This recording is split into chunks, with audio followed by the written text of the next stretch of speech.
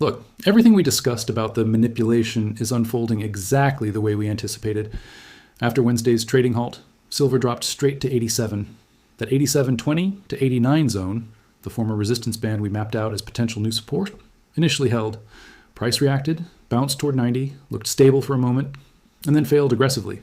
We saw a sharp rejection down to 85. Now we're hovering around 86. The 150 EMA sits right near 85. Historically, that level has acted as dynamic support, but let's be clear. No level is guaranteed. It's simply a confluence area. If you're reading the tape, that's the zone you monitor carefully. Not because it must hold, but because it has memory. Then news breaks. Jane Street disclosed adding 20.6 million shares of SLV in Q4. That makes them the largest holder, sitting on roughly a $1.3 billion position. And let me repeat something clearly. I don't sell anything. Never have. Never will. Scammers copy my format. They even copy the I don't sell line. The only thing they can't duplicate is the handle.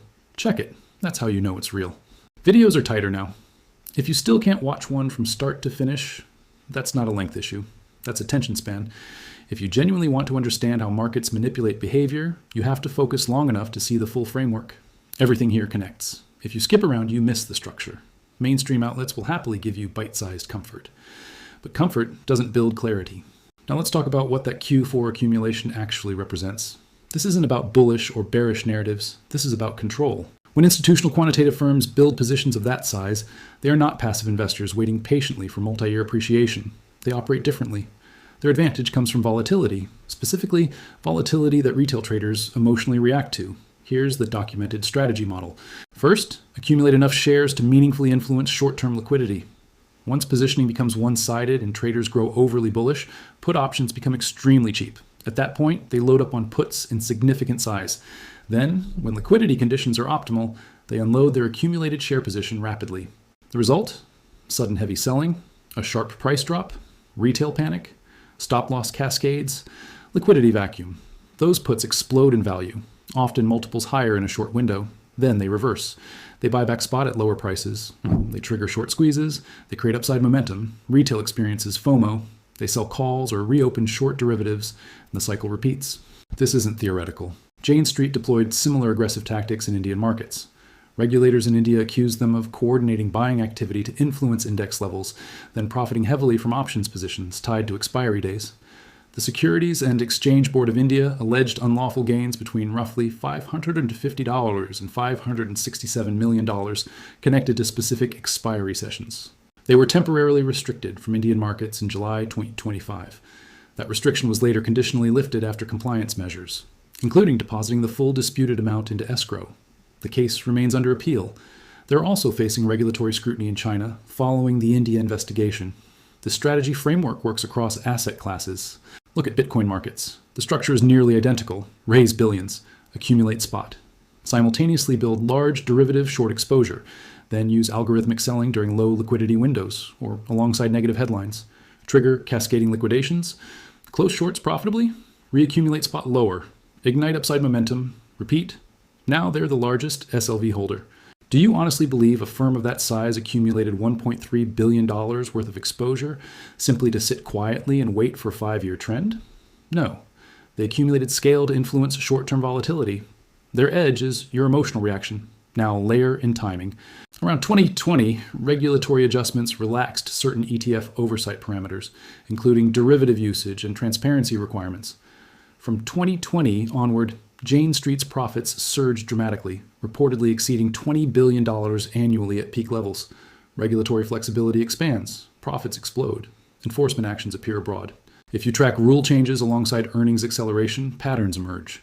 The mainstream calls this sophisticated liquidity provision.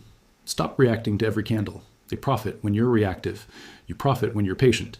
The macro structure for precious metals remains intact. The real move unfolds over quarters and years, not days, but you only participate in that move if you survive the algorithmic chop without getting shaken out at every engineered fake breakout.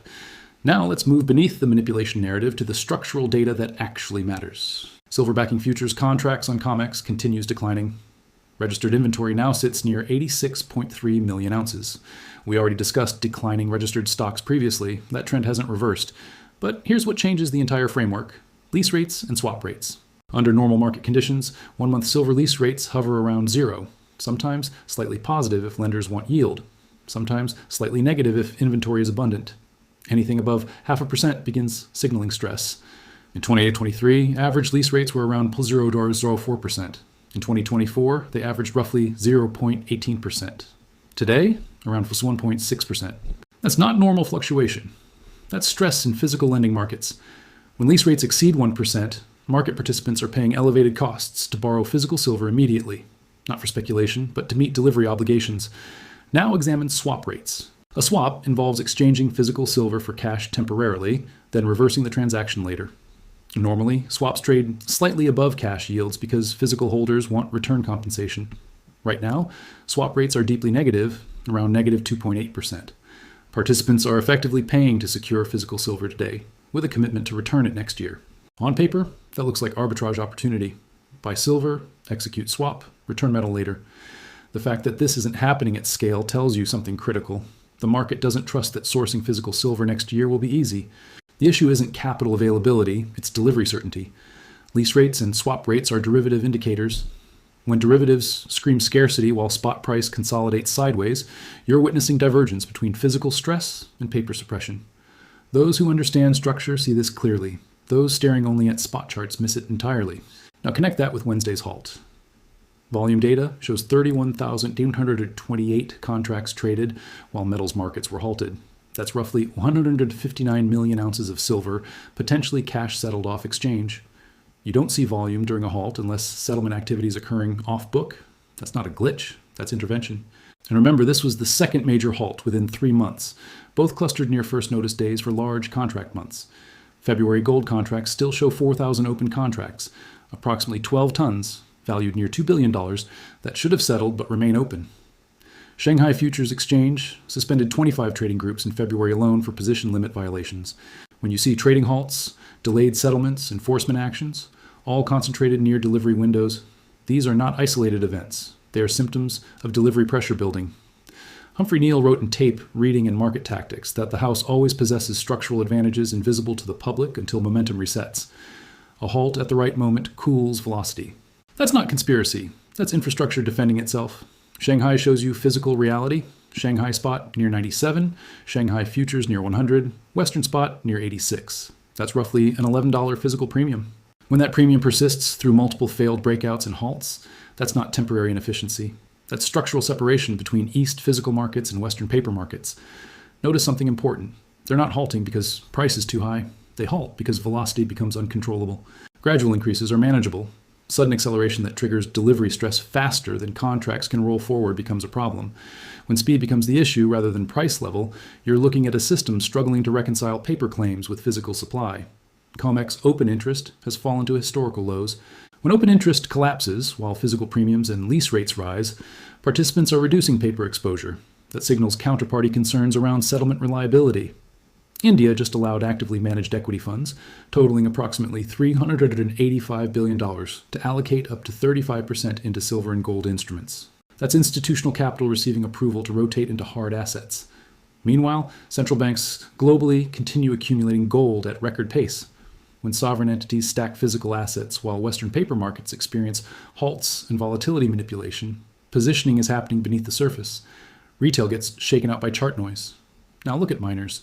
Silver declined roughly 27% from highs near 120, yet silver mining equities are down only about 6.5%. When miners outperform the underlying commodity during corrections, that's one of the strongest structural bullish divergences possible.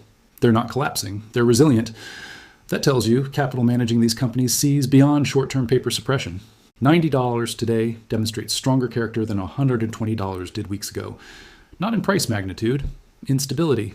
Strength at current levels, combined with minor resilience and 150 EMA support, carries more weight than a spike that failed to sustain. Now, let's address delay scenarios count because objectivity matters. Jane Street has sufficient SLV size to manipulate short-term volatility cycles. Shanghai premium could compress if Chinese industrial demand softens. COMEX can continue rolling contracts forward into May and July. March already rolled 71 million ounces forward, relieving immediate pressure. That's the delay thesis. Now the counter pressure. Lease rates don't rise to 1.6% when supply is expected to be abundant. Swap rates don't fall to negative 2.8% when confidence in future sourcing exists. Volume doesn't print during halts without off-exchange settlement. Open interest doesn't collapse to record lows when participants trust paper settlement systems. Miners don't outperform during corrections when demand outlook deteriorates. Algorithms can manipulate intraday chop. They cannot manufacture physical silver. Banks can engineer volatility. They cannot create new mine supply. Exchanges can halt momentum. They cannot reset lease rates reflecting scarcity. They can shake emotional traders. They cannot shake industrial users who require metal for production. Paper games function until they don't. Understanding which signals matter separates noise from structure. Lease rates and Shanghai premium reflect physical stress. $5 paper swings reflect sentiment manipulation. Watch both, but understand which one defines long-term structure. Verify lease rate data independently. Review COMEX registered inventory reports. Research Jane Street regulatory status. This isn't hype. This is market structure education. Invest with logic, not emotion.